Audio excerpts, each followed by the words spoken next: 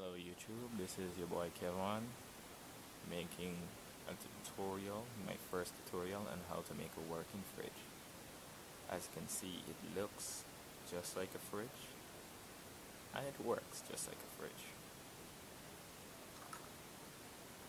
As you see, I just collect a clownfish. If you did not see that,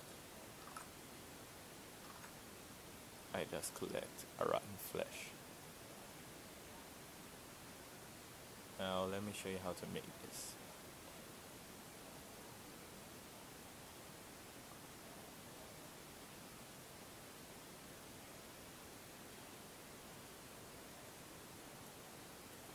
You simply take a dispenser or a dripper, put it at the bottom, then you put a block of iron on top, then you put a button on the side, and your choice of a door. You can choose whatever door you want. You put the door in front.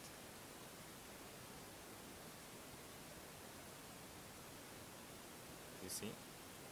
You right click on the dripper or the hooper and you put whatever items you want inside. As see, I just place the clownfish inside, and when I click here, I get it back.